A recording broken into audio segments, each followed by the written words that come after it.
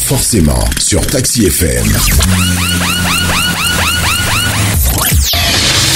Retrouvez tous les jours Eric Ghetto aux commandes du meilleur taxi du matin. Taxi Media Show, c'est votre rendez-vous d'actualité matinale tous les jours de lundi à vendredi de 7h à 8h. Taxi Media Show, information, révélation, décryptage, tout ce qui fait la une est décortiqué par ceux qui font l'actualité. Taxi Media Show, c'est le meilleur taxi du matin. Madame, Monsieur, bonjour à tous, bienvenue, bon réveil à tous ceux qui sont encore dans leur lit. C'est Taxi Media Show, nous sommes en direct de la maison de la radio. Merci de nous rejoindre aujourd'hui, c'est mercredi 21 février 2018. Il est 7h, presque 7 minutes dans tous nos studios ici à Gualepé-Dogan.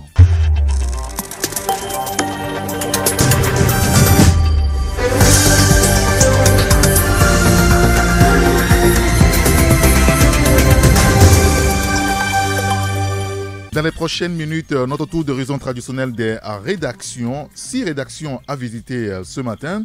L'hebdomadaire Le Messager, l'hebdomadaire La Manchette, Ouara les Vainqueurs, Fraternité. Il y a le bimensuel Ara Kiri et puis il y a le quotidien Togo Matin.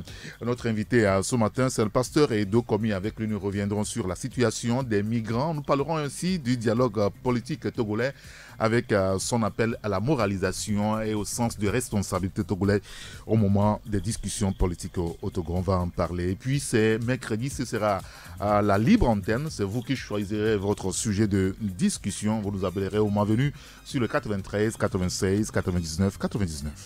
Taxi Media Show, Irrigator. Et nous commençons avec le quotidien Liberté dans lequel ce matin, Liberté parle du dialogue politique, la ténacité payante de la coalition de l'opposition, écrit notre confrère. Les Togolais entre méfiance, optimisme et pessimisme. Vous lirez l'article dans le journal. Fort Gnassingbé ou la gouvernance au travers des réseaux sociaux. C'est le titre d'un autre article à lire dans le journal. Et puis, marche vers la monnaie de la CEDEAO. Une nouvelle feuille de route dévoilée au Ghana. C'est une interrogation du journal. Le confrère qui parle également de la situation au niveau de l'éducation au Togo. Les élèves de nouveau dans les rues. On a observé ces scènes un peu partout, surtout à l'intérieur du pays, notamment à Palimé et à Dapawa. On va y revenir tout à l'heure avec Joël Ega qui en a parlé lui aussi.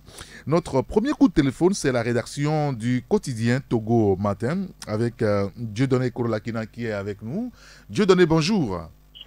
Bonjour Eric, bonjour fidèles auditrices et fidèles auditeurs de Radio Taxi FM. Merci de nous avoir rejoints, Dieudonné. Vous parlez ce matin du dialogue politique aussi entre Togolais, il faut le dire. Fort Gnassingbé, qui fait preuve d'ouverture et reste optimiste, hein, c'est ce que vous écrivez.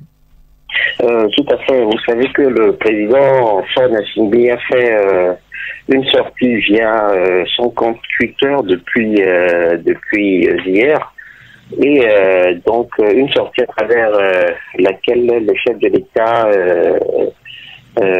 fait montre de son optimisme quant à ce que les Togolais vont pouvoir réussir à s'entendre sur l'essentiel.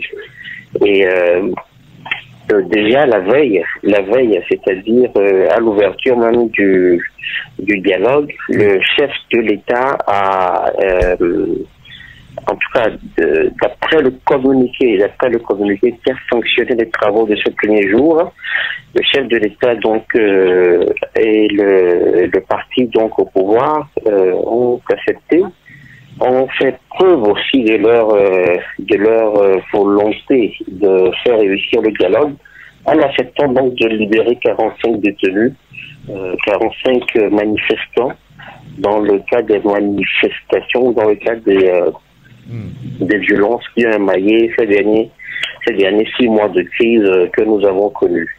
Donc voilà, le président de la République fait preuve donc d'ouverture et se montre optimiste quant à la réussite de ce dialogue. Et déjà quand c'est le président de la République lui-même, on peut alors espérer que effectivement, tout comme bon nombre de Togolais, que ce dialogue va pouvoir aboutir et va pouvoir être très très concluant.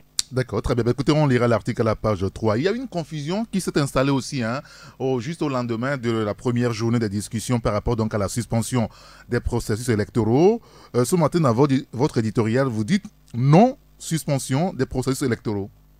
Effectivement, vous savez que depuis donc lundi, effectivement aussi, donc depuis que la médiation a appelé à la suspension, des travaux, le communiqué donc ayant toujours sanctionné les travaux de ce premier jour a été plus ou moins mal réceptionné parce que les commentaires vont train quant à ce qui touche le point lié donc à la suspension des processus électoraux en cours. Parce que nous sommes retournés à la source pour réécouter le communiqué donc livré par l'ambassadeur ghanéen Daniel Ousseyi. Et en tout cas, il a été très clair. Même s'il existe une confusion, il a été très clair en disant effectivement que sur la question de la suspension des processus électoraux en cours, le pouvoir avait pris bonne note, ou la partie présidentielle avait pris bonne note, et a promis revenir sur la question donc dès la reprise des travaux le vendredi prochain. Donc il n'était pas question justement où la suspension des processus électoraux n'était pas du tout actée. Voilà, donc il nous semblait important de revenir dessus, comme la confusion existe. Et d'ailleurs, nous estimons d'ailleurs effectivement, et comme le disent si bien certains analystes, chaque État qui se respecte dispose toujours d'un calendrier régalien. Il y a des dates clés, il y a des rendez-vous importants, incontournables, parce que effectivement c'est à partir de ces rendez-vous que la vie ou la suite de la vie de l'État se structure et se décide aussi. Donc par exemple dans le cas du Togo, à partir d'un moment au cours de cette année, si nous ne faisons pas les élections locales, eh bien nous allons, pendant les élections législatives, nous risquons de tomber dans un vide constitutionnel parce que les députés togolais auront bouclé leur mandat. Et donc voilà, il était important aussi pour l'État togolais, effectivement, sur cette question, parce que le dialogue ne sera constitué une mise en parenthèse de la vie normale du pays. Très bien, écoutez, on lira l'article dans votre journal Togo Matin dans les kiosques ce mercredi matin. Merci beaucoup, Dieudonné Korolakino. Merci beaucoup, très cher Eric. Bonne journée à vous. Merci et bonne journée à vous également. Merci. Taxi FM. Le monde en une radio. Il y a le journal Le Libéral qui est aussi dans les kiosques ce matin. Le confrère évoque pas mal de sujets. D'abord, le processus de monnaie unique CEDEAO. Une réunion ce mercredi à Crawford Nyasingbe sera justement cette réunion. Il a annoncé lui-même sur son compte Twitter depuis hier. Informatisation des services de la direction des transports routiers et ferroviaires. L'immatriculation des véhicules désormais possible en 48 heures ouvrées, écrit notre confrère ce matin. Et justement par rapport au dialogue intertogolais, en attendant la reprise des discussions, le gouvernement prend les mesures d'apaisement. Hier, on a observé quand même la libération de pas mal de détenus sur l'ensemble du territoire. Ceux qui ont été arrêtés dans le cadre des manifestations, bien sûr. On lira l'article dans le journal Le Libéral. Nous avons le journal Le Messager également qui est dans le cœur ce matin. Nous avons au téléphone déjà le confrère Tchaboré Bouraïma. Tchaboré, bonjour. Oui, bonjour Eric. Merci de nous avoir rejoint, Tchaboré. Vous parlez du dialogue politique, bien sûr. UNIR qui est en face, selon vous, avec le gouvernement sur le processus électoral enclenché. Pas question, on l'évoquait avec Dieudonné tout à l'heure, pas question de suspendre le fonctionnement d'une institution de l'État ou de mettre entre parenthèses les activités ordinaires de l'État. Oui, je crois que depuis hier, nous avons suivi l'ouverture de ce dialogue, de ce 26e dialogue entre les acteurs politiques togolais en vue de trouver une solution à la crise qui secoue le pays depuis un peu plus de 5 mois environ. Donc, par rapport à ce dialogue, je crois qu'hier, il y avait eu des discussions qui ont tablé sur les mesures d'accompagnement. Effectivement, le chef de l'État a fait un pas hier, et nous l'avons suivi, nous avons vu également sur les réseaux sociaux qu'il y a eu une sorte d'avancée parce que le chef de l'État a accepté gracier un certain nombre de prisonniers qui avaient été arrêtés. Mais il y a d'autres mesures qui pourraient éventuellement suivre parce que nous l'avons appris également. Mais évidemment, il y a eu des discussions qui s'étaient prolongées tard dans la nuit, qui avaient également abordé le problème s'agissant du processus électoral, surtout le référendum, les élections locales, puis les législatives qui ont été enclenchées. Il y a de cela quelques temps par la mise en place de la CENI. Vous savez, depuis un certain temps, la CENI travaille dans ce sens. Donc, l'opposition aurait souhaité que ce processus soit arrêté en vue d'amorcer le dialogue. Mais nous l'avons appris depuis hier, contrairement à ce qui a été diffusé sur un certain nombre de chaînes, je ne veux pas me mettre à les citer ici, que le parti uni, dont les membres sont partis de ce dialogue, a refusé catégoriquement et le gouvernement a dit qu'il fallait en principe continuer ce processus. Éventuellement, si au cours, à la suite du dialogue, il y a des mesures qui ont été prises et qui pouvaient induire un certain nombre de faits sur le fonctionnement de ce processus, le gouvernement prendra acte et il verra ce qu'il y a lieu de faire. Donc voilà ce que j'ai attiré l'attention sur ce, pour faire comprendre aux lecteurs qu'en fait, par rapport à ce qui circule au niveau des réseaux sociaux et par rapport à ce qui se dit, éventuellement nous avons eu des informations, nous avons approché également un certain nombre, les membres du gouvernement, et nous avons approché également un certain nombre de responsables au niveau du parti qui ont dit effectivement, ils étaient en phase avec le gouvernement afin que le processus continue.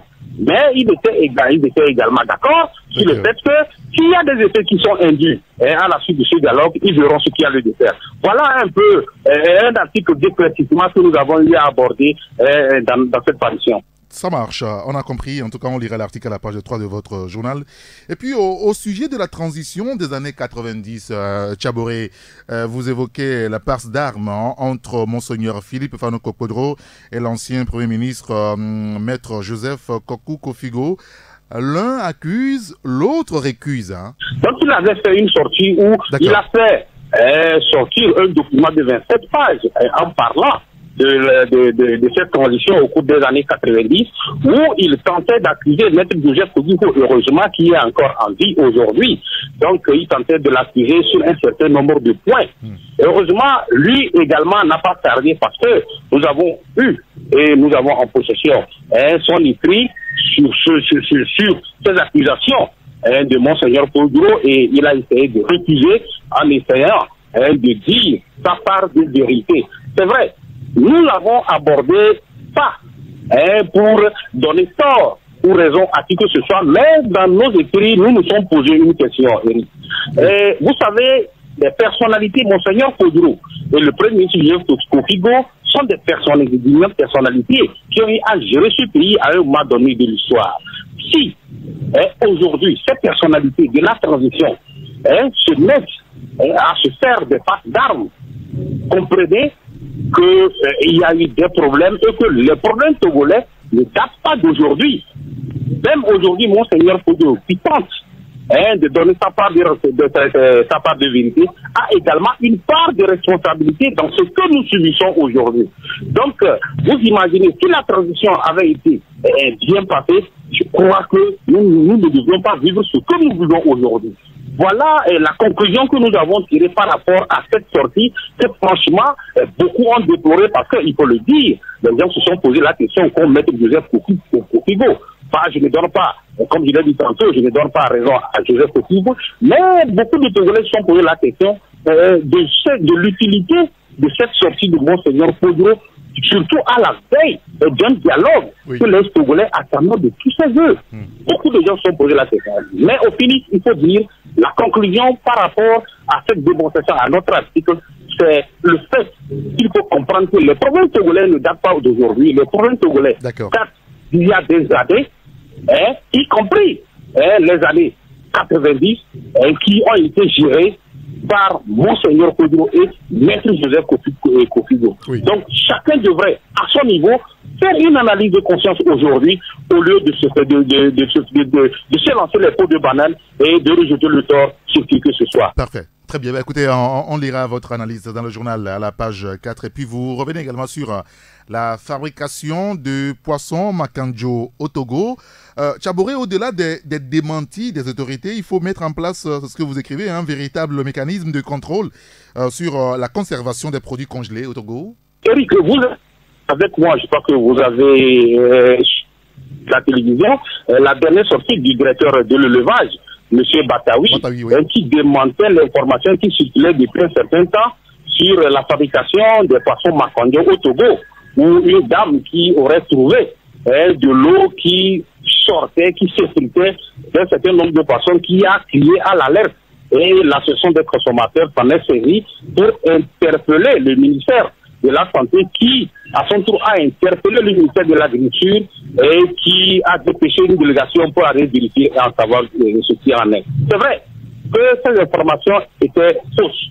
Ce n'était pas vrai, M. Batawi a donné un certain nombre d'explications le samedi dernier au journal de 13h, nous l'avons suivi, c'était convaincant, mais on aurait aimé plus que celui-là qui est incriminé, celui-là qui a coupé la chaîne de froid et qui a occasionné ce désagrément, puisse également s'exprimer. Ouais. Ça, c'est un. De deux, je crois qu'au-delà, comme je l'ai dit dans mes écrits, au-delà du fait qu'on fasse des démentis, il faudrait absolument mettre un mécanisme de contrôle des produits congelés, de la conservation des produits congelés au Togo. Parce que le fait qu'il n'y a pas ce mécanisme, les commerçants et les grossistes également s'en foutent pas mal. Et ils font ce qu'ils veulent, au dos et au risque des consommateurs qui ne savent plus ce qu'il faut faire et qu'il faut finir par prendre ces poissons à leur risque et péril. Donc franchement, je crois que ce mécanisme est nécessaire pour non seulement donner confiance aux consommateurs, mais également mettre hors d'état de nuire tous ces consommateurs, ces grossistes véreux qui tenteraient en quelque sorte de liquider ou bien de vendre sur le marché des produits qui sont congelés et pas à un niveau qu'il faut. Donc moi j'ai interpellé le ministère de l'Agriculture, le ministère du Commerce et également le ministère de la Santé qui doivent en principe mettre ce mécanisme en place. Et j'espère que tous ces ministères m'écoutent actuellement parce que c'est important. Vous voyez, ce n'est pas seulement au niveau des poissons. Nous savons qu'il y a d'autres produits qui viennent de la Chine, qui viennent d'autres pays et qui sont éventuellement soupçonnés. Ce n'est pas la première fois que cette histoire de poisson-là fait surface. Il y avait eu un cas comme ça et nous avons vu comment le dossier avait été traité. Oui. Ça interpelle les dirigeants, ça interpelle les gouvernements et particulièrement les militaires concernés que je viens de citer aujourd'hui. Très bien. Ben, Tchaboré, on a compris, on lira le reste dans votre journal, Le Messager, dans les kiosques ce matin. Merci quand même pour votre disponibilité, Tchaboré. Non, Eric, c'est bon que tu te remercies et bien de choses à la rédaction, bien de choses au directeur de Taxi FM que je n'oublie surtout pas parce que je le porte dans mon corps, je le dis toujours. Bravo à lui pour tout le travail que vous faites sous sa direction. Mais merci à vous aussi, la presse, pour votre collaboration. Merci et bonne journée, Tchaboré. Merci, Eric. Taxi FM 93.1. Il y a le journal Le Dialogue qui est aussi dans le kiosque ce mercredi. Le dialogue inter-togolais, Fornia Singbe, confiant de l'aboutissement des discussions. C'est ce qu'a écrit donc le confrère ce matin. Retour sur les grandes décisions du premier jour du dialogue.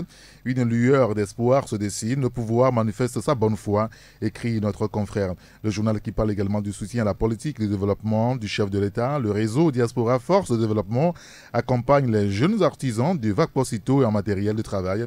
Vous lirez l'article dans le journal. Et puis, il y a aussi le sujet de Pascal Bodiona qui est traité par le confrère. Le dialogue ce matin. Discussion entre les acteurs politiques. Pascal Bodiona qui déclare les différentes participants disposent d'atouts nécessaires pour parvenir à une solution durable. La réaction de Pascal Bodouna à lire dans le journal Le Dialogue ce matin. Il y a dans les kiosques aussi le journal Fraternité. Et nous accueillons Joël Lega. Joël, bonjour. Bonjour, mon cher ami. Merci de nous avoir rejoint, Joël. Vous parlez du 27e dialogue politique togolais, une exclusion pragmatique, hein, c'est ça? Effectivement, c'est notre analyse. D'accord. Nous estimons que en limitant le cadre à cette fête, comme cela avait été déjà prévu depuis le 27 novembre, quand le médiateur ghanéen avait fait un arrêt à Lomé, nous estimons que ce cadre est exclusif. Il est exclusif, mais c'est utile. C'est utile parce que c'est pragmatique. C'est ce qui permet d'ailleurs de programmer la discussion sur 10 jours. On a fait abstraction de ces politiques mercantilistes, surtout du côté du pouvoir, ceux-là qui animaient plus la galerie que d'apporter de quelque chose d'utile au débat. Nous estimons que cela permettra, malgré que le dialogue ait pris 3-4 jours de pause, nous estimons que cela permettra d'avancer rapidement et de tenir dans les 10 jours pour que on obtienne, on trouve l'accord sur les 11 points sur lesquels également notre fraternité est assez d'accord. Nous estimons qu'en apportant une solution à ces points-là, à ce moment-là, sur ces points, on pourra trouver, étant donné d'ailleurs que le 27 est un chiffre togolais, ce 27e dialogue pourra permettre à ce qu'on obtienne des acquis sensibles, concrets, qui ouvrent la voie à une réelle alternance au sommet du Togo, qui est le Togo qui est devenu la seule exclusivité en Afrique. Très bien, on lira l'article là, votre analyse à la page 3. Et puis, comme Tchaboré tout à l'heure, vous aussi vous revenez sur les péripéties de la démocratie togolaise entre Kodjo et Kofigo. Joël, qui dit la vérité maintenant? Oui, mon frère, on s'interroge, qui dit la vérité en fin de compte, qui de par ses actes a frappé la réussite du processus démocratique lancé depuis 1991, surtout au lendemain, surtout avec les acquis de la conférence nationale souveraine, qui n'a pas joué sa responsabilité. Kodjo a dit sa part de vérité, Kofigo l'a recadré. Mais au-delà de ces deux hommes, ce que nous regrettons, c'est la lettre ouverte que l'association dénommée Mouvement en soutien à Port Yassingbe a écrit. Oui. Nous regrettons vraiment cette lettre parce que UNIR, comme nous l'avons titré, UNIR pouvait faire mieux et plus propre et plus sérieux, en ce sens qu'aujourd'hui, ce parti qui a longtemps été un parti ad hoc durant 5 ans de vie est aujourd'hui doté de toutes les instances, de tous ces organes. On pouvait quand même confier cette mission-là à un organe de UNIR, c'est plus poli, c'est plus propre, mais on a préféré plutôt laisser les clientélistes pour pousser là du parti et traiter le prélat de tous les noms. C'est vrai, ils ont apporté une part, ils ont recadré une partie des vérités, c'est utile, mais on pouvait le faire de façon avec un niveau plus élevé, et plutôt que de le faire comme on l'a regretté dans les années 98 sous les arbres de Lomé 2. Très bien, UNIR pouvait faire plus propre et plus sérieux, c'est ce que vous écrivez. Et puis, Joël, la crise au niveau de l'éducation, vous en parlez ce matin, Dapaon et Palimé, les élèves envahissent les rues, hein, c'est ça? Oui, les élèves ont envahi les rues, c'est surprenant, mais il fallait aussi un peu s'attendre à ça. La façon dont on gère la crise dans l'éducation, vivement que dans les autres villes, on n'assiste pas à la même peine. Déjà qu'on a mis la main sur les politiques pour ne pas déverser les migrants dans les rues, mais si les élèves occupent les rues, la scène revient à la même. Vivement qu'on trouve une solution et que le gouvernement, avec la sagesse, avec le profil bas qu'il joue à l'hôtel de février, que le gouvernement joue également un profil bas et se penche une fois de bon sur la question du statut des enseignants, la question, quand on parle de statut, on parle de leur rémunération. En fait, c'est la question majeure que les enseignants grandissent, plutôt que de jouer encore au jacques-voiture. Et ça n'avance à rien aujourd'hui que les partenaires sont dans notre pays, ils voient comment le Togo est géré. Et ce n'est pas bien qu'on laisse la relève de demain dans la rue. D'accord.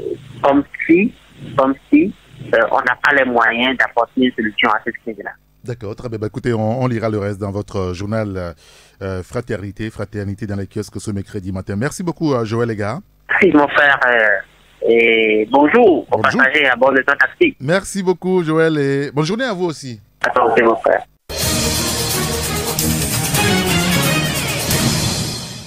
Hier aussi dans les kiosques ce matin, le triangle des enjeux, le temps qu'on prépare le patron du journal La Manchette. Le triangle des enjeux évoque le dialogue, la duplicité, l'hypocrisie et la mauvaise foi. Faure Gnassingbé et le RPT Unir optent vaille que vaille pour les élections législatives, locales et le référendum. Vous lirez l'analyse du journal à la page 2, non, page 3 et page 7. Éducation et débrayage au Togo. Les élèves envahissent les rues à Dapaon et à Kpalimé. L'article est à découvrir dans le journal. Et puis, palabre stérile ou dialogue sérieux. Tout échec sera fatal. Le journal a choisi la photo, il me semble, de Kodjo Ipou. Je pense que c'est ça. Donc, vous lirez l'article dans le journal Le Triangle des enjeux. Et puis, soutien à la lutte démocratique au Togo. Après 2 millions, les combattants de la zone de Charlotte Corse l'addition 2 millions. Vous lirez l'article dans le journal, toujours, Le Triangle des enjeux. Et nous l'avons au téléphone Sylvestre Béni. Sylvestre, bonjour. Oui, bonjour Eric, et bonjour à tous les passagers à bord du Togo Taxi, la capitale. Hein. Ah, d'accord, très bien. Ben, merci de nous avoir rejoints. Sylvestre, je rappelle juste que c'est vous le patron du journal La Manchette. Et La Manchette ce matin parle du dialogue inter-togolais aussi. Faure Gnassingbé est en grand danger aujourd'hui, c'est ça? Oui, Eric, depuis le 15 février dernier, les Togolais ont finalement assisté à l'ouverture du dialogue inter-togolais, le 27e du GEA. Et Eric, ne serait-ce que pour la première journée, l'accouchement était tellement difficile, hein, ne serait-ce que sur des préalables. Et la forte demande, qu'en sera-t-il lorsque nous allons rentrer dans le vif du sujet, c'est-à-dire sur des questions qui fâchent.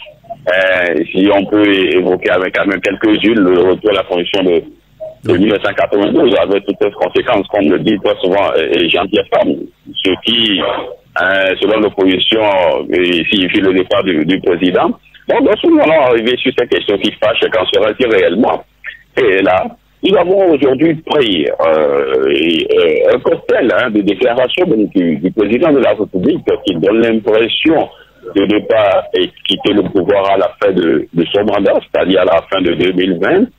Et la réplique au niveau de l'opposition, nous avons également pris un certain nombre de déclarations. Et nous sommes dit aujourd'hui, si on ne le souhaite pas, si ce 27 dialogue échoue, franchement, il y a aujourd'hui une espèce de Damoclès qui est au-dessus de la tête de Faure Gnassingbé. Donc si ce dialogue échoue, franchement, c'est le chef de l'État qui sera en danger. Et nous ne souhaitons pas, mais on risque de connaître des lendemains beaucoup plus difficiles dans ce pays. Donc, c'est une analyse que nous avions faite en tenant compte des déclarations, des implications des uns des autres. Nous convions donc le lecteur à découvrir cela et à découvrir cela, si on peut le dire, ainsi pour ne pas trop entrer dans cet article-là. Bien sûr. On lira l'article à la page 3 de votre journal La Manchette. Et puis, cet entretien exclusif avec Kofi Yamian qui dit « Ce dialogue doit discuter des seules conditions de départ de Faure Gnassingbé ». Oui, c'est depuis 2010 que l'ancien secrétaire d'État français d'origine togolaise, Kofi Yamian, a quitté le pays.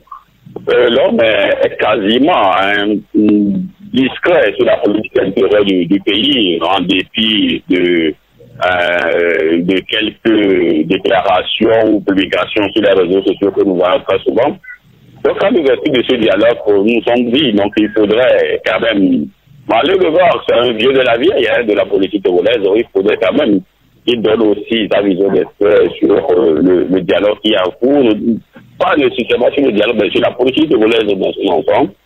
Donc, Kofi Yamian, dans cette interview, donc, qui est un peu long, l'occasion en vaut la peine, donc c'est une interview qui est un peu longue. Mais il faut dire donc sur ce dialogue, et selon lui, ce dialogue doit discuter que des conditions du départ du président de la République. Il est revenu également sur ses relations personnelles avec les chantiers femmes qui se sont détériorées un peu plus. Il parle donc de Kofi Nyanyang, il parle de la sortie donc de l'évêque et de l'archevêque émérite de Lomé et Monseigneur Fodio. Donc c'est bon, il revient sur un certain nombre de sujets et que nous invitons donc nos lecteurs à découvrir. D'accord, très bien. Ça langue de bois, et si on peut le dire, touche tous les aspects donc, de la vie sociopolitique congolaise. D'accord, très bien. C'est l'entretien avec Kofi Nyanyang, c'est à la page 4 de votre journal. Vous parlez également de la prise en charge psychomédicale des victimes. Le H-Chronique qui dresse son premier bilan à lire dans votre journal. Et puis aussi le sport, Sylvestre, le tournoi de l'UFOA B, le Togo renvoyé à ses chères études. Vous savez, Eric, à chaque fois que nous devons participer à une compétition sur le plan national ou international, il y a un slogan que les Togolais préfèrent très souvent, nous sommes allés pour apprendre. Vous savez, à un moment donné, il faudrait qu'on essaie donc de se départir donc de ces slogans. Vous savez, lorsque vous voulez aller sur le plan continental ou sur le plan international, en fait, c'est l'image du Togo que vous êtes en train de vendre. Aujourd'hui, si on voit la débarque des éperviers dans la dernière fois, 6-0, 8-0, et ils ont finalement sauvé l'honneur avec le Nigeria en ne marquant que seul but. Aujourd'hui, nous nous sommes dit qu'il faudrait quand même que les dirigeants sportifs réfléchissent un peu plus avant d'engager des équipes nationales. Que ce soit les éperviers seniors, les éperviers juniors, pardon, les éperviers dames, que ce soit même les clubs de aujourd'hui, sur le plan continental, ça fait un bon moment. Et nous ne sommes que la risée de l'Afrique. Vous savez, le Bénin a refusé d'engager les dames qui sont beaucoup plus actives que les autres. Le Bénin a refusé donc d'engager ces équipes dames, mais le Togo, qui n'a pris que quelques semaines pour s'entraîner, a quand même est parti. Va prendre un parti ridiculisé, si on peut le dire, si je ne voulais pas sortir les terrains, parti se ridiculiser, et c'est là l'image du pays, que donc c'est une analyse qui est une service à nos autorités et aux autorités sportives de mieux réfléchir avant d'engager donc les éperviers et les éperviers dans toutes les catégories sur les compétitions et continentales ou internationales, parce que c'est vraiment l'image du pays qui est en jeu. Ils se sont fait ridiculiser, c'est dommage. D'accord, écoutez, on va les encourager pour la prochaine fois, de toute façon. Merci beaucoup à Sylvestre Béni. Merci Eric, et bonne émission à toi. Allez, merci et bonne journée à vous. Allez, bye. Toujours une longueur d'avance, toujours une longueur d'avance. Taxi FM. Il y a le journal Le Mania Libéré qui est aussi dans les kiosques ce matin. Le confrère évoque les mesures d'apaisement et de confiance. 45 détenus sur 92 impliqués, arrêtés lors des manifestations recouvrent leur liberté. Le confrère qui nous propose le compte rendu d'ailleurs des principales décisions du premier jour des négociations. Le chef de l'État est-il vraiment absent au dialogue, se demande notre confrère Le Mania Libéré. Fort Gnassimé qui dit « Nous parviendrons à nous entendre sur l'essentiel ». Et puis par rapport à ce dialogue et à son ouverture, beaucoup plus sur les dessous de la présence de Pascal Boudiona au 2 février. C'est ce que le confrère révèle, c'est dans le journal Le Mania Libéré. Et on va prendre Olivier Adja avant la pause de 8h. Olivier, bonjour. Bonjour, cher grand citoyen d'État Eric. Bonjour à toutes et à tous. Allez, merci de nous avoir rejoints. Vous m'avez fait rire ce matin quand nous avons reçu votre journal. Vous parlez de la limitation de tous les mandats. Eh bien, quand les hommes togolais rêvent eux aussi d'une limitation du mandat de leurs épouses au foyer. C'est quoi cette histoire, Olivier? Oui, mais cher grand citoyen d'État, vous savez que la question des mandats électifs occupe ces derniers temps la une de l'actualité. Et sur le plan politique, c'est la question donc de la limitation du mandat du président. Et même, certains parlent aussi des élus de la nation. Et cette exigence donne aussi l'idée ou bien une idée aux hommes togolais qui exigent ou qui pensent pouvoir imposer donc la limitation du mandat aussi dans leur foyer. Et ils disent qu'en aucun cas, nul ne peut excéder, ou bien aucune femme ne peut excéder un mandat de 5 ans et renouvelable une seule fois. Voilà, nous revenons sur cette information, bien sûr, qui est information Harakiri, oui, et que nous mettons dans notre journal. Bon, on considère qu'Harakiri est un journal satirique et de faits divers, faits de société aussi, et donc on comprend ce que vous voulez dire. Le dialogue intertogolais, vous en parlez ce matin, Maître Yaouvi Agboibo, il s'agit, c'est ce qu'il a dit, il s'agit pour nous de sortir d'une situation d'impasse, et puis le dialogue avec les conseils de Pascal Bodiona à lire dans vos colonnes, Pascal Bodiona qui conseille les acteurs pour la réussite des discussions. L'autre sujet, c'est par rapport à l'animateur Eugène Atigan. Après la prison, il est de retour sur la scène avec un talk show dénommé Le Super Cabaret, Olivier. Oui, vous savez, Eugène Atigan n'est plus à présenter au public togolais. C'est un animateur qui a beaucoup fait la pluie et le beau temps sur la télévision nationale, la TVT. Et entre-temps, donc, il y a eu une parenthèse parce que voilà, il a fait un tour au niveau donc de la prison civile de Lomé pour payer sa dette à la société togolaise. Et enfin, il est de retour sur les scènes avec le concept cabaret. Et c'est une émission talk show qui va se dérouler chaque mois. Et la première édition donc de cette émission a eu lieu il y a quelques jours au niveau de l'hôtel Edaova, dans une ambiance festive avec la prestation de grands artistes togolais. Donc Eugène Atigan veut relever ce défi et prouver qu'on peut revenir entre guillemets de l'enfer pour se relancer. Je crois que c'est aussi un bon exemple pour tous ceux-là qui ont des difficultés, qui sont passés par la case prison et qui n'arrivent pas à s'intégrer. Et il faut le dire, il faut le soutenir parce que dans l'article que nous avons fait, il lance un appel aux sponsors et à des soutiens pour donner en tout cas une chance de réussite à son initiative.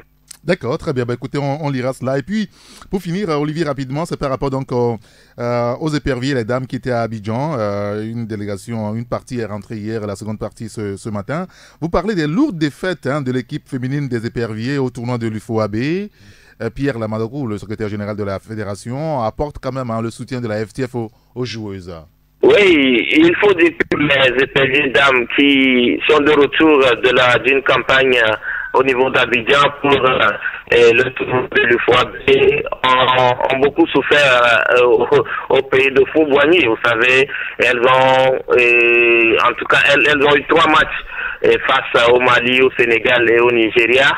Et elles ont perdu tous ces 3 matchs, surtout avec le Mali et le Sénégal où elles ont perdu sur de lourdes, donc le lourd score plutôt.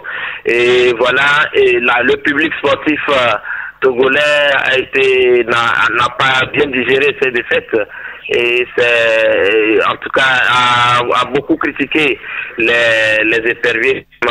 Pierre Lamadorou qui tient le secrétaire général de la FTF est sorti donc de son silence pour exprimer son soutien à ces filles qui sont donc à leur première participation à un tournoi comme ça et surtout qui sont en train d'apprendre.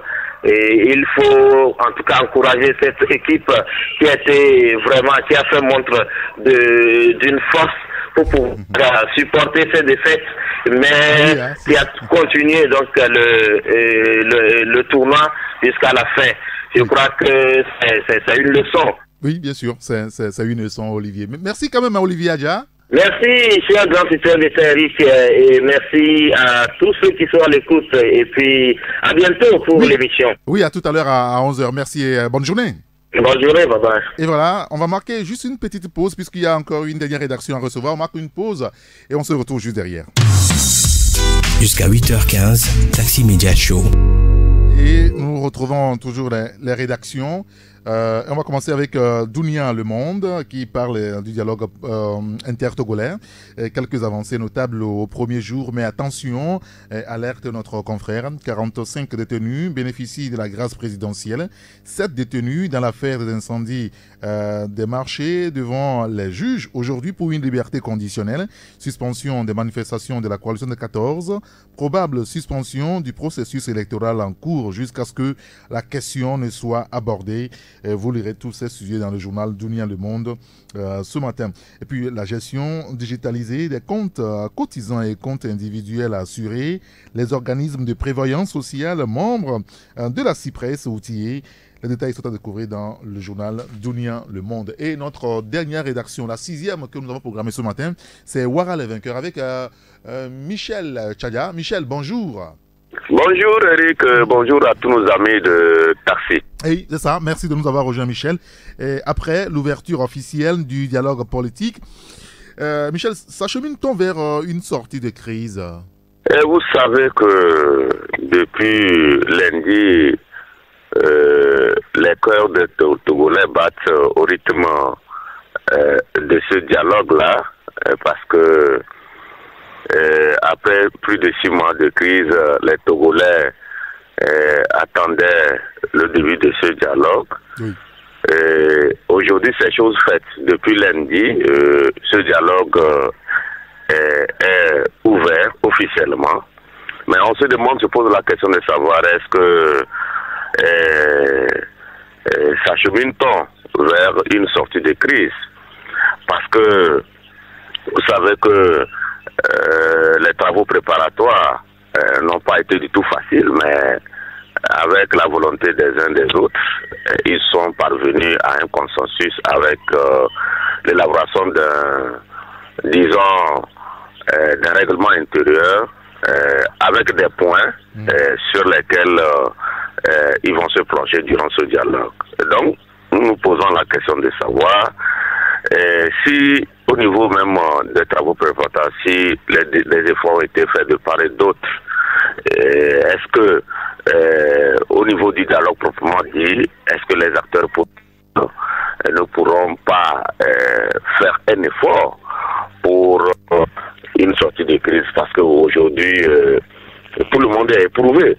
Les Togolais, dans leur majorité, souhaiteraient qu'à partir de ce dialogue, que les acteurs politiques trouvent une solution vraiment durable aux problèmes auxquels le Togo est confronté. Surtout que la médiation ou la facilitation est disposée à vraiment nous accompagner.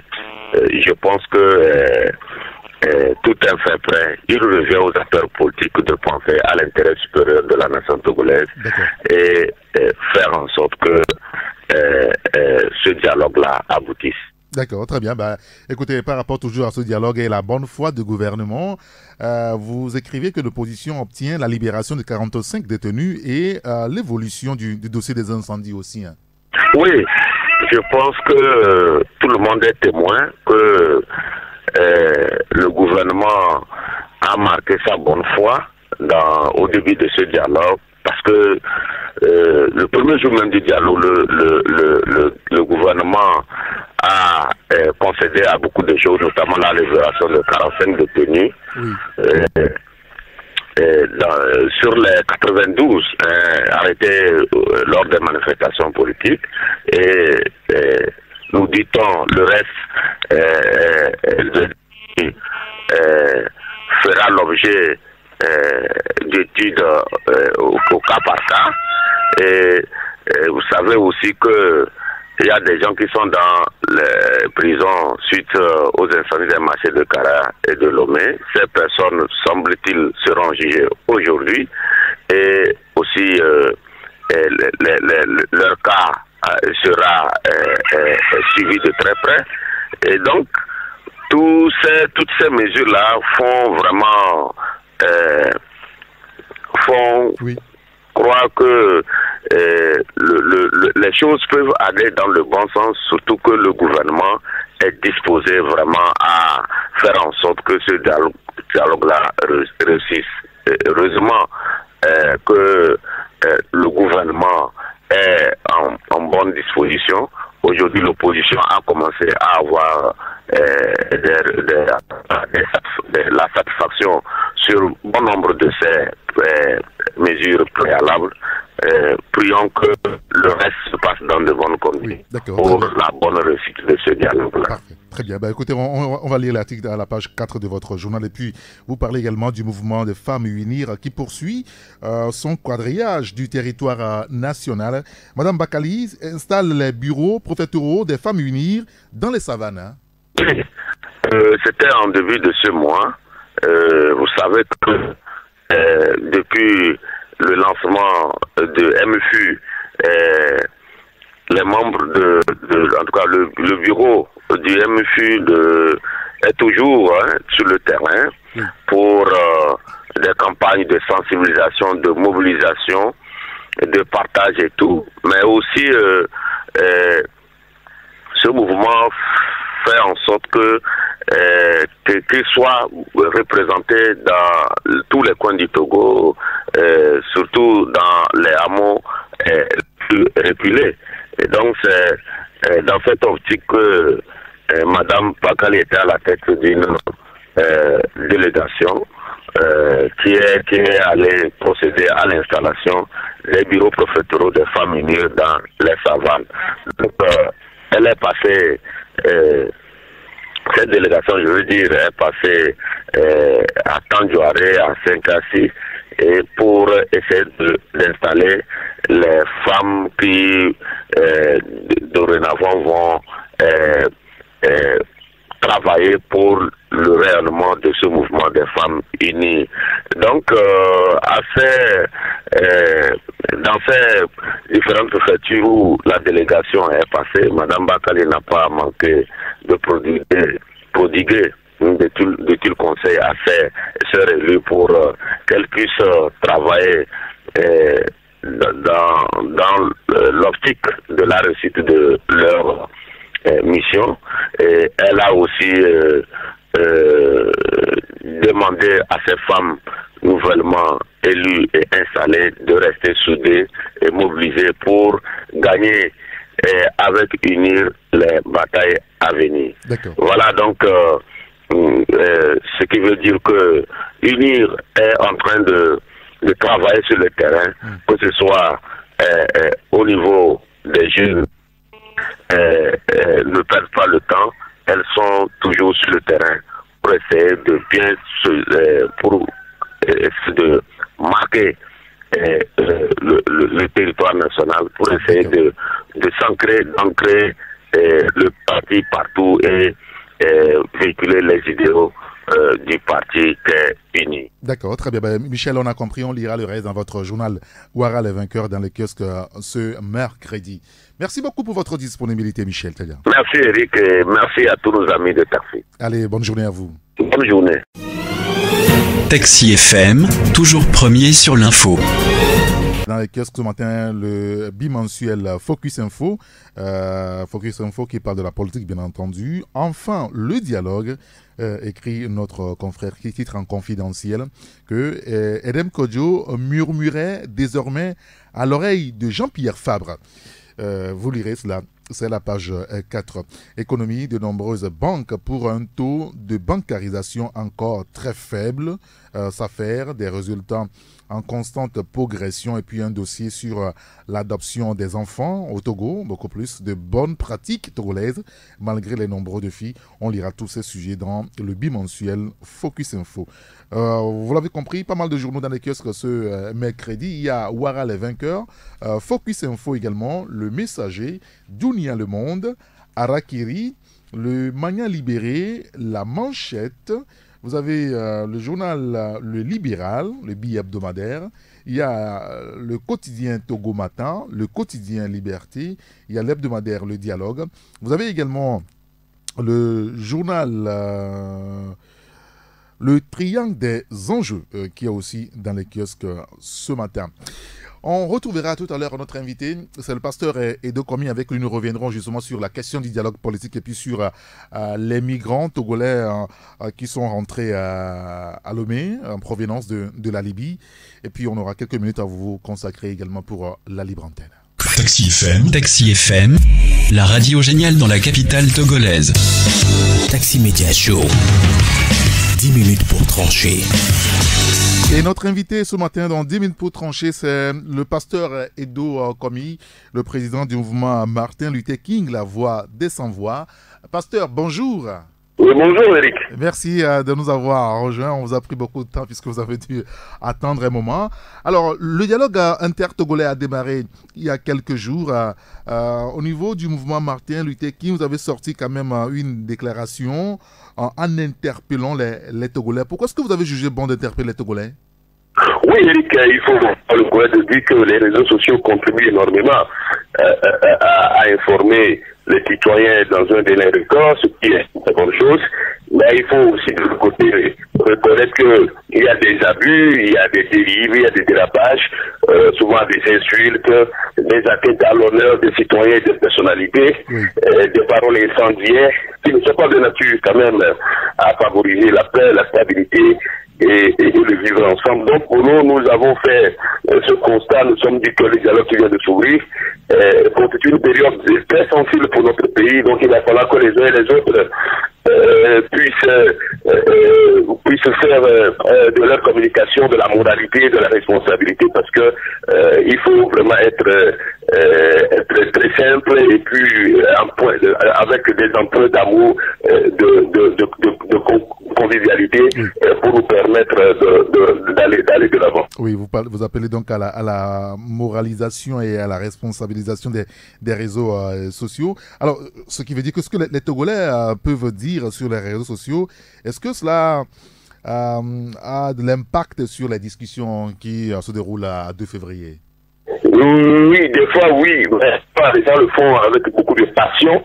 Des fois il y a des rumeurs qui ne reflètent pas réellement ce qui se passe là-bas. Donc nous avons voulu attirer l'attention des uns et des autres que il va falloir quand même que chaque information qu'on donne, que cela reflète réellement ce qui se passe pour ne pas mettre l'attention et puis faire monter les enchères pour que monter l'attention pour que ce que nous voulons, ce que nous cherchons depuis longtemps puisse nous échapper, parce que nous sommes vraiment convaincus que le Togo a besoin d'avancer, que la démocratie togolaise a besoin d'aller de l'avant, l'état des droits doit se consolider et que les institutions de la République doivent refléter, doivent être fortes, c'est normal, mais il va falloir quand même que nous le fassions avec beaucoup de doigté, beaucoup de sérieux pour accompagner ceux qui sont là-bas, parce qu'ils ont besoin de notre accompagnement surtout. Mettons-nous en prière, mettons-nous à genoux pour que ce dialogue puisse aboutir une fois de bon. Alors, au niveau de Martin Luther King, le mouvement Martin Luther King, vous parlez également du retour des migrants togolais de la Libye. Il n'y a pas longtemps, vous rendez public des témoignages, des révélations presque et des plaintes formulées par ces Togolais contre les passeurs. Vous savez, cette affaire des migrants togolais de retour devient de plus en plus émouvant avec des témoignages, des révélations qui, vraiment, dès que vous les écoutez, c'est comme si vous avez affaire avec des revenants, parce que la situation, ce qu'ils ont vécu, vraiment c'est inadmissible. Donc ce qui est encore, ce qui nous intéresse, c'est les passeurs, ces Africains qui ont créé une entreprise lucrative de laquelle ils vivent sans se soucier des Togolais. Donc il y a un qui a été arrêté, mis en prison, mais très rapidement il a été relâché, alors que les victimes disent que c'est lui leur bourreau, et exactement c'est lui qui fait voyager tous les Togolais. Donc nous suivons de près cette affaire, parce que nous estimons que des cas comme ça, c'est des criminels, c'est c'est des gens qui sont accusés de trafic de la personne, de traite de la personne, et la loi est que là-dessus, c'est des gens qui doivent être jugés, qui doivent répondre de leurs actes devant les tribunaux, et pour que ceux qui vont vouloir tenter cette aventure encore puissent être dissuadés. Donc pour nous, ce dossier est très important pour nous, et nous allons suivre ça de près. On suivra ensemble tout cela de près. Pasteur Edo Komi, merci pour votre disponibilité. Merci beaucoup, mon cher ami. Allez, bonne journée. Bonne journée à vous également. Merci. Il est 8h23 dans tous nos studios ici à Agbalé-Pédogan. Nous émettons de la maison, de la radio, non loin de la haute autorité de l'audiovisuel et de la communication. Et c'est la libre antenne maintenant. C'est vous qui choisissez votre sujet de discussion. Vous voulez nous interpeller par rapport à un sujet précis. Interpeller aussi vos autorités, attirer leur attention sur un fait.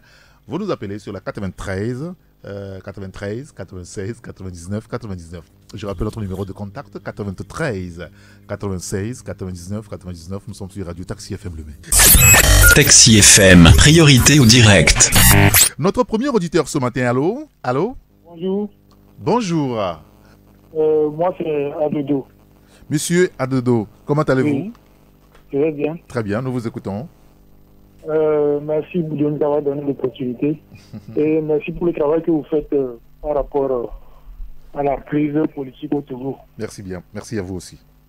J'aimerais intervenir sur deux principaux sujets. Oui. Et notamment hier, vous avez posé un sujet sur la possibilité soit de le débat sur soit Ford doit démissionner ou bien on doit le laisser terminer son mandat. Je crois que c'est ça. Oui, qu'il quitte ici et maintenant ou qu'il aille aux élections en 2020 et que l'opposition s'organise pour le battre dans les urnes. Ah, justement, ok.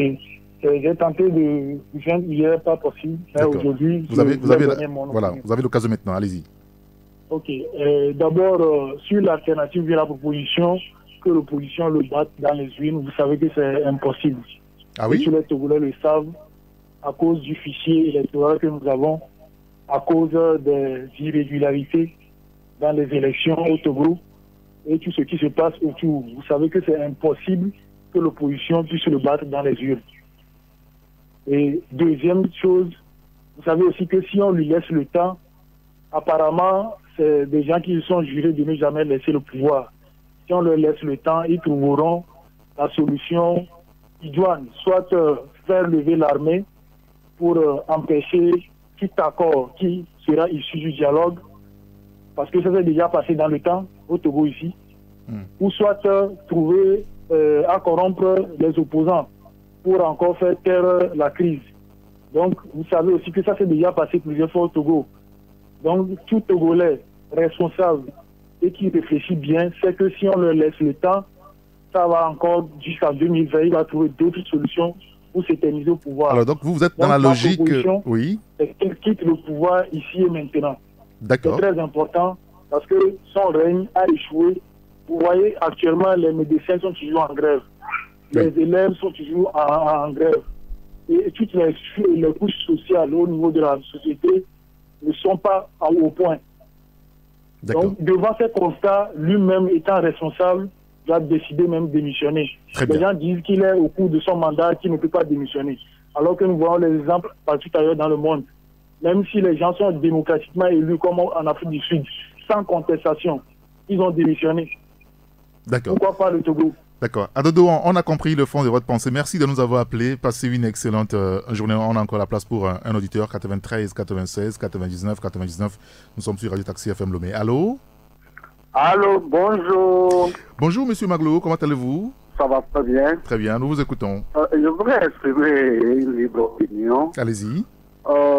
C'est à propos de la libération, je ne sais pas si c'est effectif, de certains prisonniers là. Oui, si. Hier, on a commencé par en libérer. Surtout vos confrères apprécier ce geste. Cette magnanimité entre griffes, comme on a l'habitude de le dire, du chef de l'État.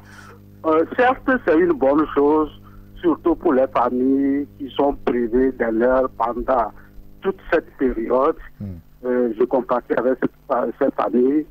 Mais c'est un geste appréciable, mais quand même, ce n'est pas suffisant. Je trouve même que ce n'est même pas un geste. Vous vous rappelez les conditions dans lesquelles ceux-là ont été privés de liberté pendant cette période. Ce ne sont pas, à vrai dire, ce ne sont pas de vrais prisonniers politiques. C'est des gens qui ont été pris en otage pour les besoins de la cause. Ça, il faut l'avouer. Donc, je crois que ce n'est pas tellement un geste. On attend encore beaucoup de choses du pouvoir. Et je suis de ceux-là qui n'ont jamais cru à un aboutissement heureux de ce dialogue. Mais j'attends toujours, comme disent le contraire. Mais curieusement, je suis en train de voir les choses évoluer négativement. Vous suivez l'actualité, vous savez comment les choses se passent, les astuces. Ce matin, on attend encore que certains processus des élections locales sont toujours en cours, ce qui présage beaucoup de choses à l'avenir. Alors, j'en appelle à l'opposition d'être très très vigilant. Nous savons, lorsque le pouvoir donne une chose par la main droite, il le reprend par la main gauche. Et souvent, ils ont toujours des solutions de rechange lorsqu'ils font des concessions. Et ces prisonniers qui ont été libérés, je crois qu'on va leur demander prochainement la tête de leur grand-mère. Et il faut qu'ils soient réellement vigilants. D'accord, très bien. Monsieur Maglo, merci beaucoup. Monsieur, merci de nous avoir appelé. Passez une excellente journée. C'est la fin donc, de Taxi Média Show de la Libre Antenne de ce matin. Demain, on pourra revenir sur la Libre Antenne puisqu'on n'a pas eu le temps essentiel aujourd'hui. Merci à vous qui nous avez suivis. Merci également à Jack Prosper et à Emmanuel Afanyagbe qui ont coordonné le programme de ce matin. Juste après nous, c'est Manou qui vous retrouvera pour la suite et la fin de Manou Réveil. À 9h, la salle de rédaction vous retrouvera à 9h10. Joël Roniglo a rendez-vous avec vous pour le journal Anévé. Moi, je vous retrouve à 11h avec mes confrères. Nous reviendrons sur le décryptage de l'actualité socio-politique de notre pays. Appelez-moi Saint-Henri Gâteau. À bientôt. Sur Taxi FM, l'info roule.